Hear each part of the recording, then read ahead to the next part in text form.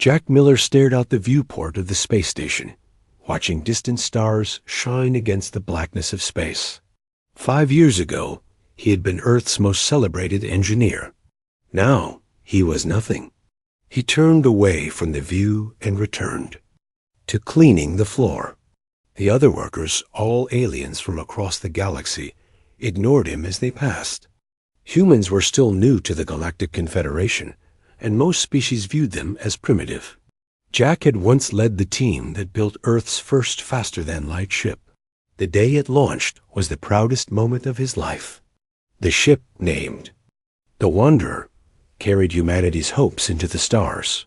2 weeks later, they met the aliens. The Confederation had been watching Earth for decades. They invited humanity to join their alliance of 7 advanced species, but with strict rules.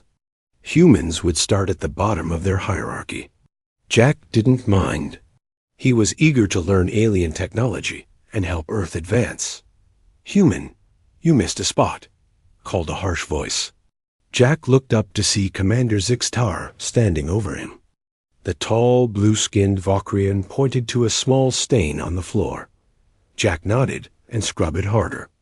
Zixtar watched with cold yellow eyes. Such primitive technique. "It's amazing your kind managed to reach space at all." Jack said nothing. He had learned that speaking up only made things worse. When Jack first arrived at the Confederation's main research station, he had been hopeful. Despite his low position, he studied the alien technology whenever possible. He took extra shifts to access the engineering decks and read technical manuals during his breaks. After 6 months, he spotted a flaw in the design of their ship engines. The Confederation's drives wasted energy during light-speed transitions. Jack spent weeks developing a solution. His design could make their ships 30% more efficient. He brought his ideas to the station's engineering chief, who seemed impressed and promised to pass them up the chain of command. 2 days later, Jack was called to Commander Zixtar's office. "Interesting work," Zixtar had said, studying Jack's designs, "but flawed in many ways. Still, there are elements I might be able to salvage."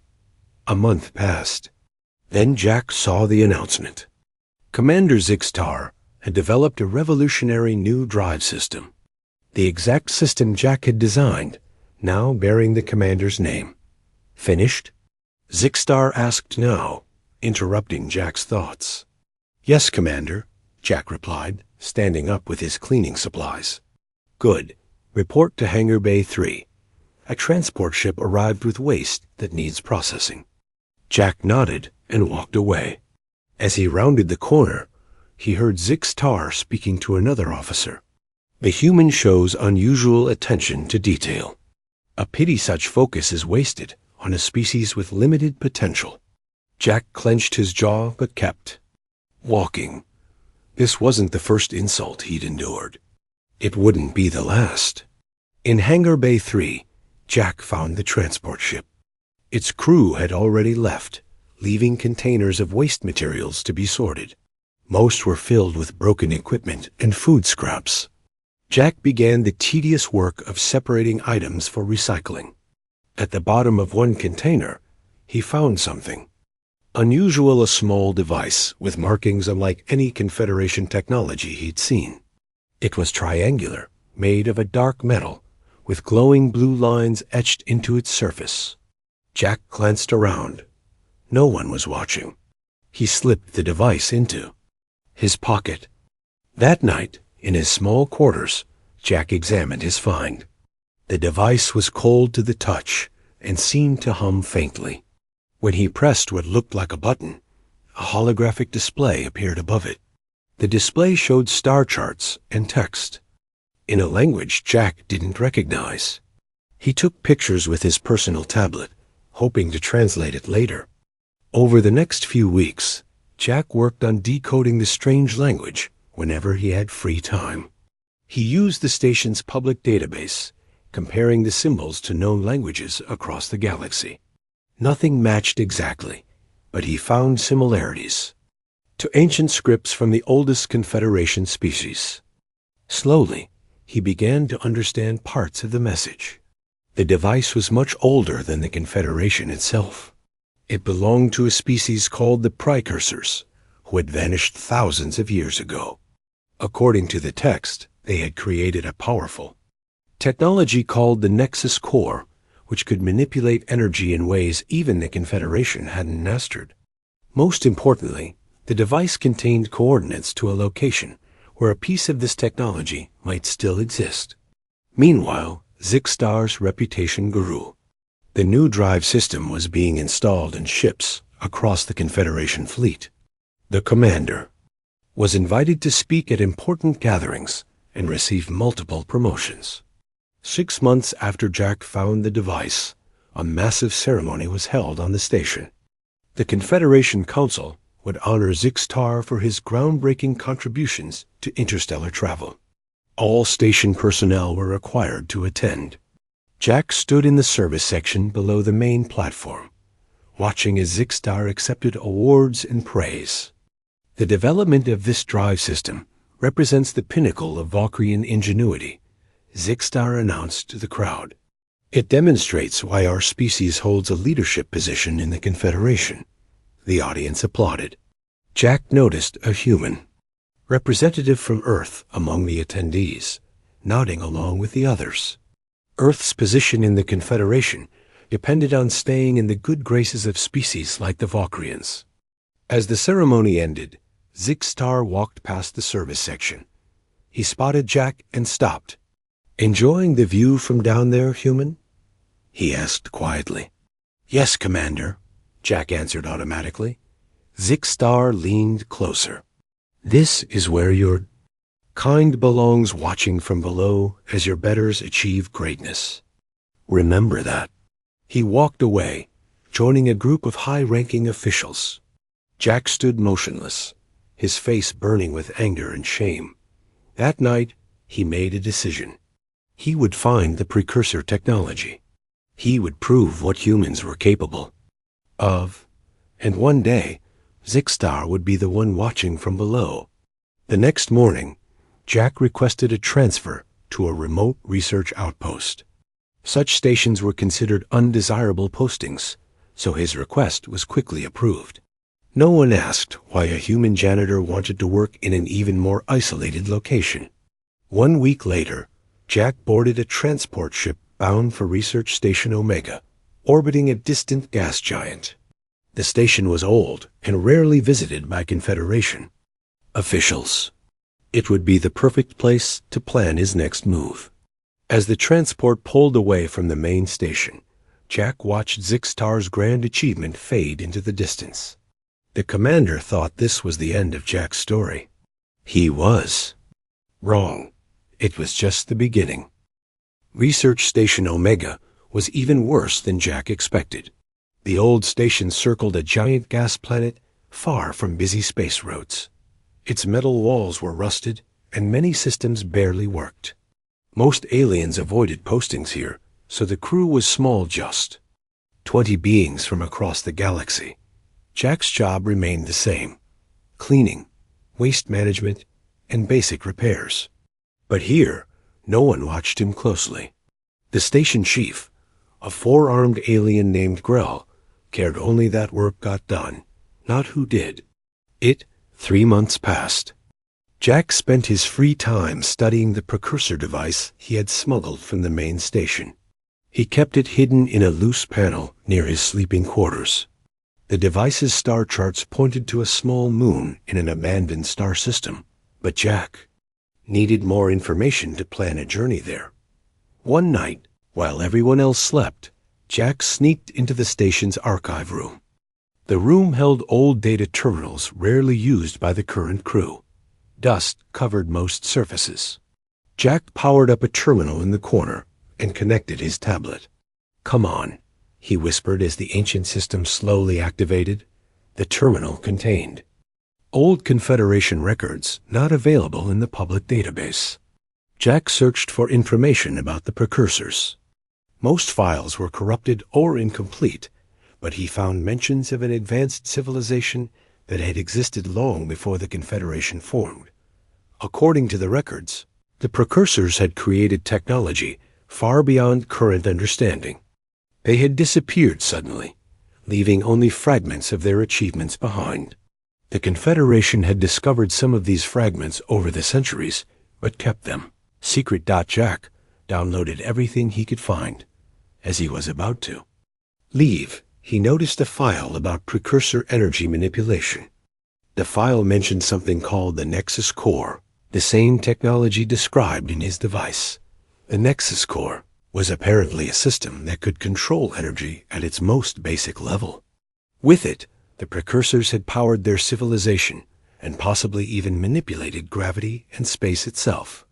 The file suggested that the Confederation Council knew about the core, but feared its power could disrupt their carefully controlled society. Jack returned to his quarters with new determination. The coordinates on his device must lead to a piece of the Nexus Core. If he could find it, he might prove that humans deserve respect in the galaxy. But how would he get there? Jack couldn't simply take a Confederation ship. He needed a plan. Help came from an unexpected source. The next day, Jack met the station's archivist, an alien named Elara. She belonged to the Lycian species, known for their empathic abilities and light purple skin. Unlike most aliens Jack had met, Elara treated him with kindness. "You were in the archive room last night," she said, when they were alone in the station's small dining area. Jack froze. "I was just looking for information about the precursors." Elara finished. "I saw the search records. Don't worry, I deleted them before anyone else noticed." "Why would you help me?" Jack asked. Alara's large eyes studied him. "Not all of us agree with how the Confederation treats newer species. My people were once in your position. We know what it's like to be seen as lesser." Over the next few weeks, Jack and Elara became friends. He learned she had been sent to Station Omega as punishment for questioning Confederation policies. Jack didn't tell her about his device, but he asked many questions about precursor technology and abandoned star systems. "There's a decommissioning yard near this station," Elara told him one day. "Old ships that aren't worth repairing, it's sent there before being broken down for parts." Jack thought about this. How long before a ship gets broken down after arriving? Sometimes weeks. The yard is low priority. An idea formed in Jack's mind. If he could find a ship that still worked and take it before it was scrapped, he might reach the coordinates on his device. 2 days later, Elara brought news. A scout ship just arrived at the yard. It has minor engine damage, but is otherwise functional. The crew dropped it off and left immediately. That night, Jack and Elara visited the yard using a maintenance shuttle. The scout ship was small, designed for 1 or 2 crew members. Its hull was dented, and one engine leaked plasma, but it could fly. "I can fix it," Jack said after examining the engine. "But I'll need parts." For the next 2 weeks, Jack collected spare parts from around the station, claiming they were for repair projects. Elara helped by creating false work orders in the system.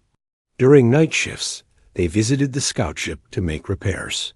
Meanwhile, troubling news reached Station Omega, the new drive systems that Zixtar had taken credit for Jack's original design were beginning to fail across the Confederation fleet.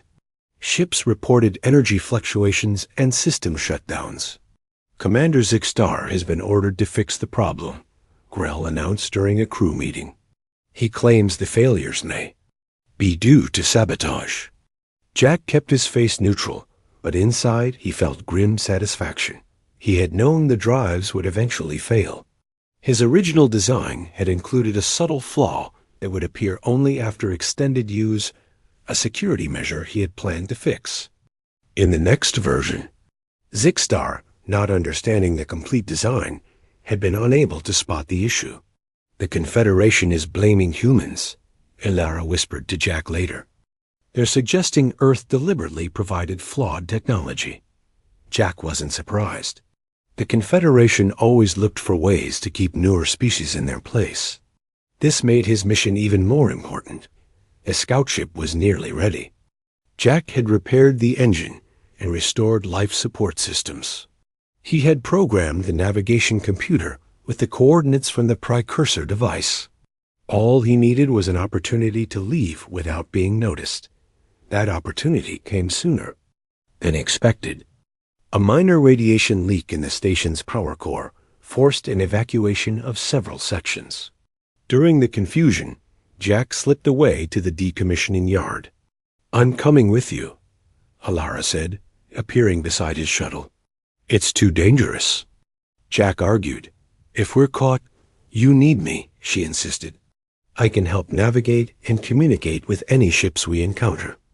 Besides, I'm already considered a troublemaker. What's one more offense?" Jack couldn't deny her logic.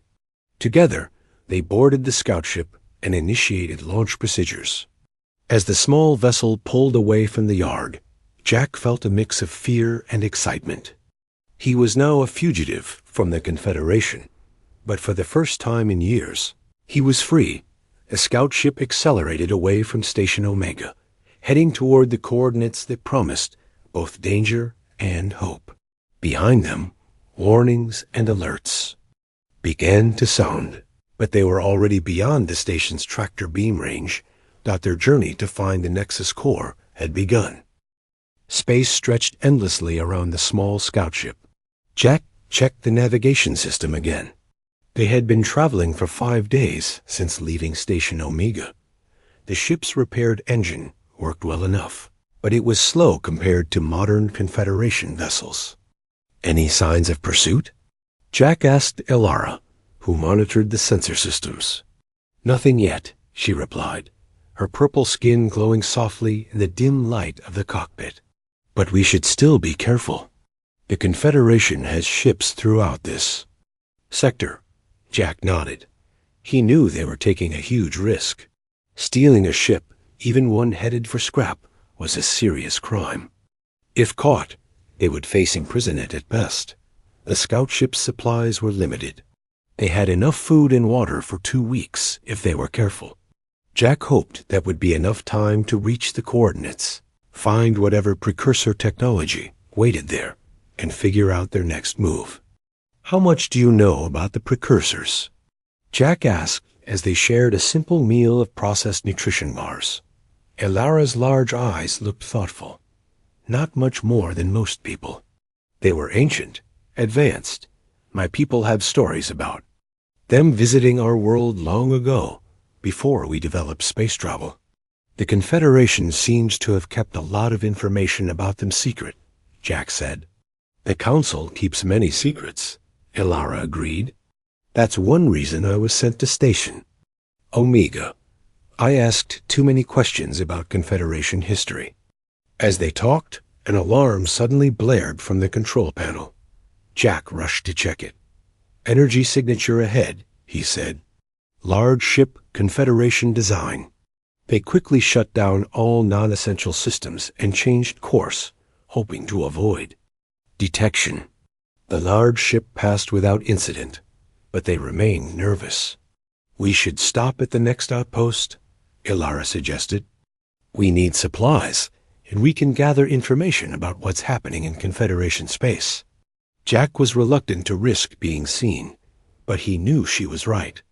Their fuel reserves were getting low, and they needed to know if there was a search. Underway for them, 2 days later, they approached a small trading outpost on the edge of Confederation territory. The outpost was built into a large asteroid and served the many independent traders who traveled between star systems. Such places tended to ask few questions, as long as visitors had something to trade. Jack landed the scout ship in a small docking bay away from the main areas. He and Alara covered their most recognizable features, his human appearance and her distinctive Lycian coloring, with cloaks and face coverings, common among travelers in the outer systems. The outpost was crowded with beings from dozens of species. Some Jack recognized, others were completely foreign to him. They moved carefully through the busy market areas, listening to conversations around them. Entire Confederation fleet affected. One trader was saying, ... rewards for information about the human saboteur ... Said another. Jack kept his expression neutral despite his shock. They were looking for him specifically? How could they know he was involved? Alara pulled him into a quiet corner. We need to be very careful, she whispered. There are Confederation security agents here. They found a small supply shop and traded some spare parts from their ship for food, water, and fuel cells. The shop owner, a short gray-skinned alien with 4 eyes, was happy to talk while making the exchange. Bad times for the Confederation, the alien said. Half their ships can't travel at full speed because of drive failures. They're blaming some human engineer who disappeared from a research station. Why blame a human?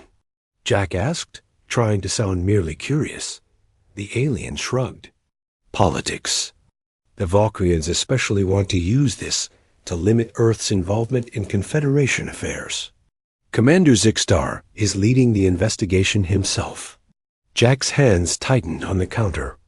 Of course, Zixstar would use this situation to his advantage. What about Station Omega? Alara asked. Any news from there? That old place? Heard there was some trouble. 2 workers stole the ship bound for scrap. Strange timing, happening right when all this other business is going on. They finished their trade quickly and returned to their ship. As they prepared to leave, Jack spotted a Confederation patrol vessel entering the outpost's docking area. We need to go now, he said urgently. They launched with minimal preparation, slipping out of the docking bay just as the patrol began scanning arriving and departing ships. Once clear of the outpost, they accelerated to maximum speed. They're following us, Alara warned. Watching the scanner, the patrol vessel was faster and better armed than their small scout ship. Jack knew they couldn't outrun it for long. He looked at the navigation system, searching for options. There, he said, pointing to a dense asteroid field nearby. We can lose them in there. Piloting a ship through an asteroid field was dangerous, but Jack had studied spacecraft design for years. He understood the scout ship's capabilities better than most pilots would. They entered the field, weaving between massive rocks tumbling. Through space, the patrol vessel followed it first, but soon fell back as the asteroids grew denser. A larger ship couldn't maneuver as easily in such tight spaces. After 20 tense minutes, the patrol stopped pursuing them. That was too close, Alara said, her voice shaking slightly. Jack agreed. We need to be more careful. No more stops until we reach our destination. They continued their journey for 3 more days. The coordinates led them to a star system, far from normal trade routes. The star was old and dim, with several small planets orbiting it. Their target was the second moon of a gas giant in the Phi outer system. As they approached the moon, Jack felt a mixture of excitement and dread. What if there was nothing here? What if the precursor device had led them on a pointless chase? The moon was small and barren, with no atmosphere. Its surface was gray and covered with craters from meteor impacts over millions of years. They scanned for any signs of structures or unusual energy readings. There, Alara said, pointing to the scanner display. Faint energy signature near the equator. They landed the scout ship near the location. Jack and Alara put on spacesuits with oxygen supplies and stepped onto the moon's surface. The low gravity made walking strange, but easier than on a larger world. They followed their scanner readings to a large crater. At its center, half buried in the gray dust, was a dark metal doorway. The door was triangular, just like the precursor. Device Jack had found. How do we open it? Alara wondered. Jack removed the precursor device from a pocket in his suit. As he brought it near the door, the blue lines etched into both objects began to glow more brightly. With a low rumble that they felt through their boots, the door slid open, revealing a passage leading down into the moon. "After you," Elara said with a nervous smile visible through her helmet visor. Jack activated the lights on his suit and led the way into the darkness. The passage sloped gently downward, its walls made of the same dark metal as the door. After walking for several minutes, they entered a circular chamber dot in the center of the chamber. Floating above a small pedestal was a glowing blue crystal about the size of Jack's palm. The crystal pulsed with inner light, casting blue shadows around the room. "Is that?" Elara began. "A piece of the Nexus core," Jack finished. He approached the pedestal slowly, studying the crystal without touching it. Around the pedestal, holographic displays activated, showing symbols similar to those on Jack's device. Jack took pictures with his suit's camera, hoping to translate them later. "Jack," Elara said urgently, "the scanner is picking up a ship entering orbit. Confederation design. They had been found." "We need to hurry," Elara said, glancing nervously at her scanner. "They're sending down a landing craft." Jack looked at the glowing crystal floating above the pedestal. This small object might be the most important discovery in centuries.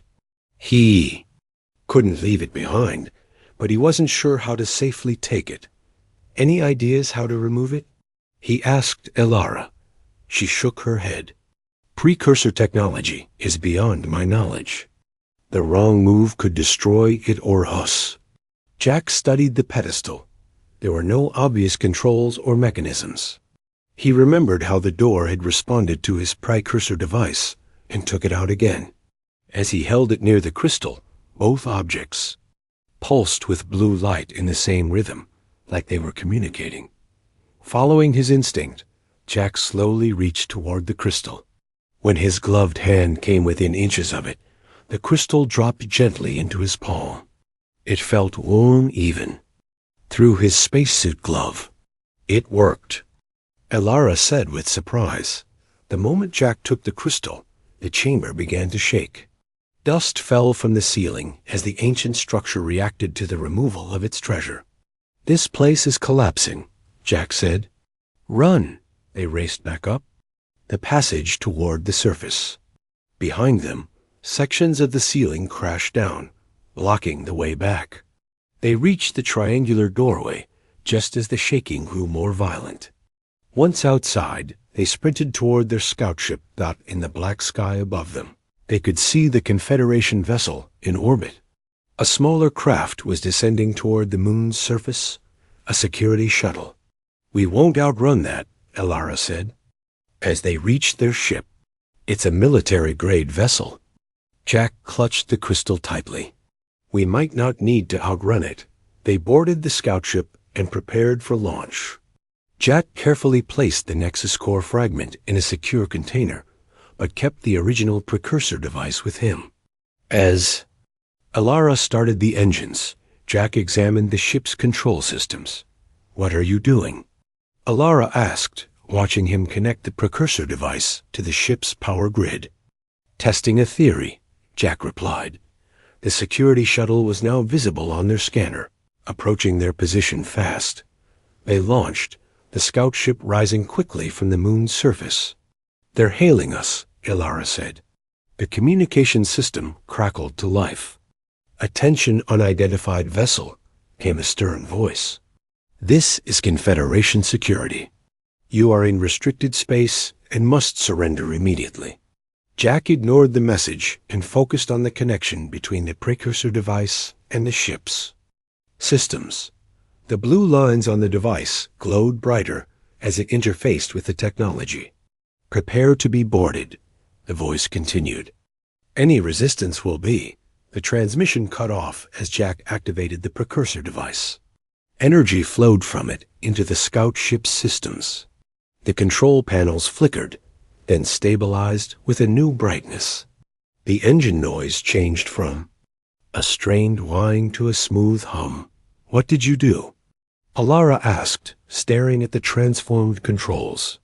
"I'm not entirely sure," Jack admitted. But I think the precursor technology is enhancing our systems.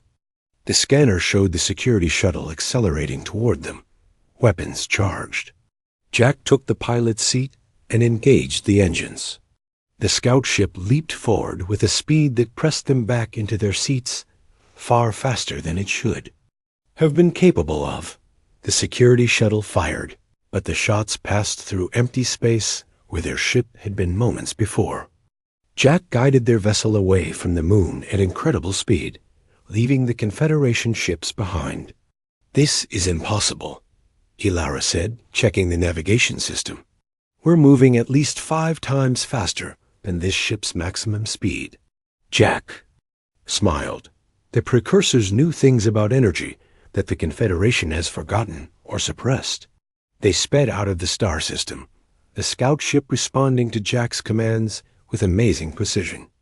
The precursor device seemed to be learning and adapting to their ship, improving all systems, not just propulsion.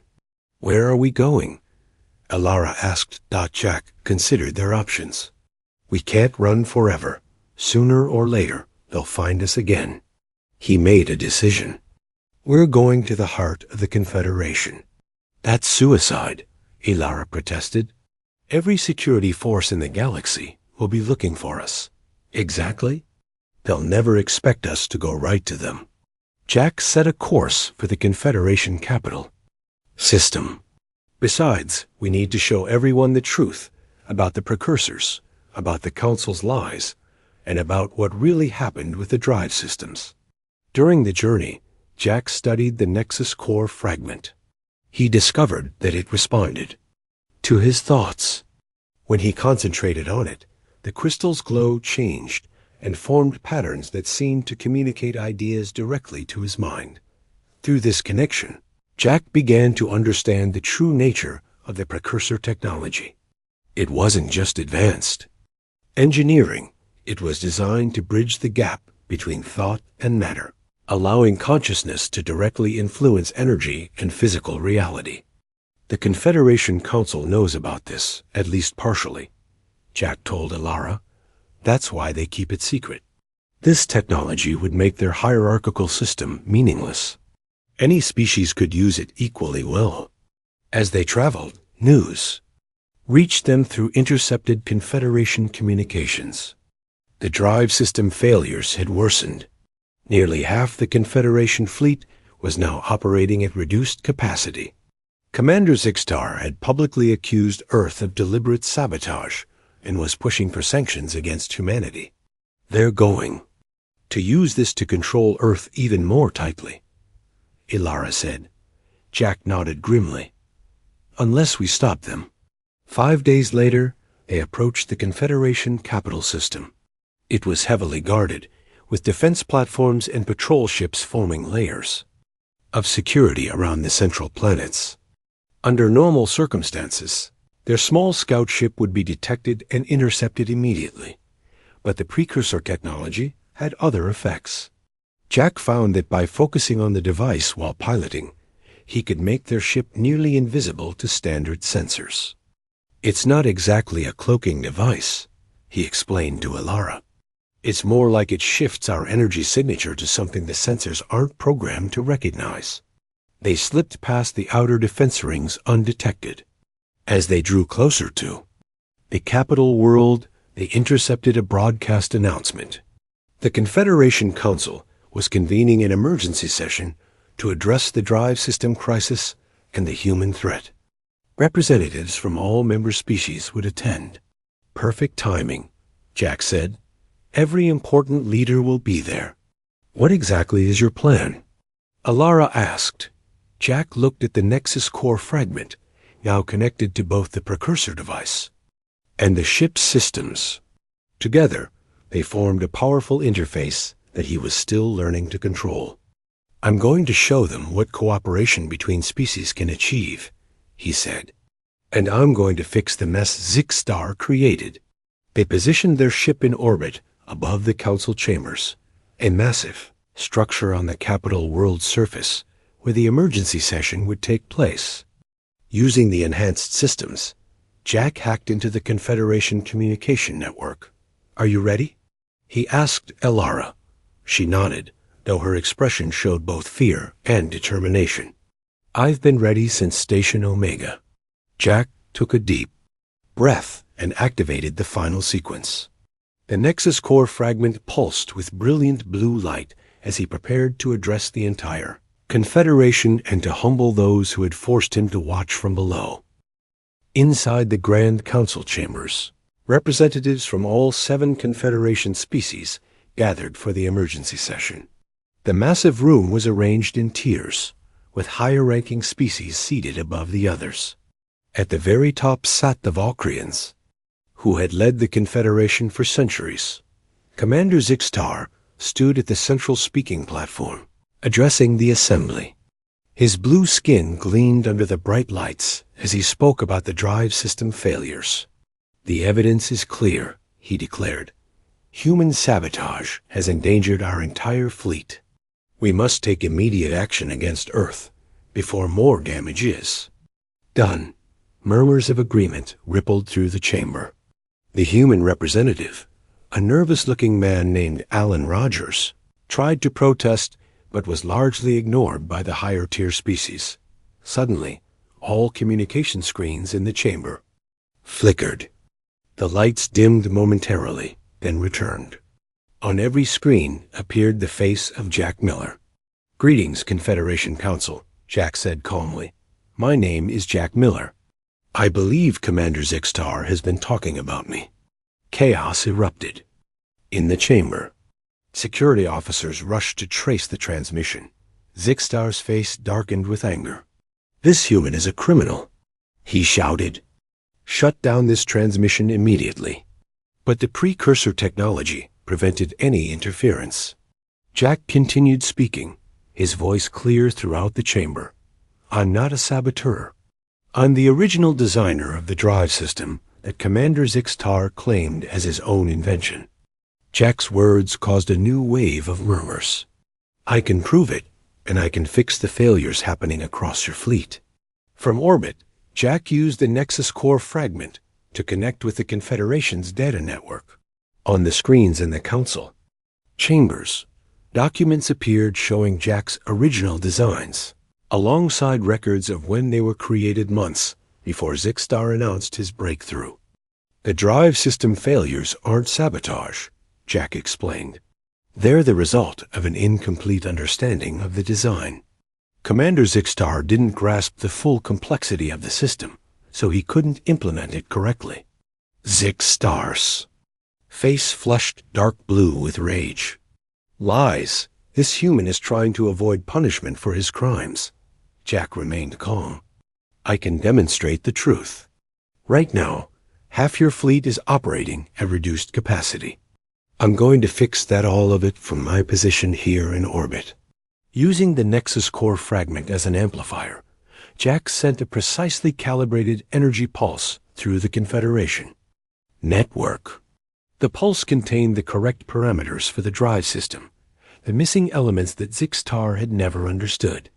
Across the galaxy, Confederation ships experienced sudden power surges. For a tense moment, it seemed like systems might crash completely. Then, one by one, drive systems stabilized and returned to full function, operating even better than before the failures began. In the council chambers, reports flooded in from fleet commanders. Ships were not only operational again, but showing performance increases of up to 40% beyond their previous capabilities. "Impossible," Zixtar whispered, staring at the incoming data. Jack wasn't finished. "The Confederation has built its society on the belief that some species are naturally superior to others. But I've discovered something that proves this is a lie." The screens showed the precursor device and the Nexus core fragment. Jack explained what they were and where he had found them. The precursors left their technology for all intelligent species to discover when they were ready. Not just for the Valkyrians or other high-tier species, for everyone. Their technology responds to consciousness itself, not to biology or evolutionary history. To demonstrate, Jack sent images from his ship showing both him and Elara using the precursor interface. With equal effectiveness. The Council has known about precursor technology for centuries, Jack continued. They've kept it hidden because it would undermine the hierarchy they created. Now the Council members looked at each other in confusion and suspicion. Many had never heard of the precursors or their technology. It became clear that only the highest levels of Confederation leadership had kept this secret. The head of the Council, an elderly Valkyrian named Drav, finally spoke. This discussion should not happen in public. Security, locate this humans. Ship and bring him in for private questioning. Jack smiled. Too late for that. I'm broadcasting this to every communication system in Confederation space. Everyone is hearing the truth right now. On planets across the galaxy, beings of all species watched the transmission. Workers, traders, soldiers, and civilians learned about the precursor technology and the Council's deception. Zixtar, desperate to regain control, gave an order to the security forces. Shoot down that ship immediately. This is an attack on the Confederation. Defense platforms turned toward Jack and Ilara's position and fired. Energy beams streaked toward their small scout ship. Jack focused on the Nexus core fragment. The crystal pulsed with intense blue light. Around their ship, a field of energy formed, absorbing the incoming attacks. Violence won't solve this, Commander, Jack said, his voice now firm and confident. The truth is already out there. Using the precursor technology one final time, Jack sent detailed information about the Nexus core to every scientific facility in Confederation space. And knowledge could no longer be controlled by a select few. I'm offering humanity's cooperation to help understand this technology, Jack said. Not from a position below you, but as equals. The precursors intended their gifts for all intelligent life working together. In the Council chambers, the representatives from the newer Confederation species began demanding answers from their leaders.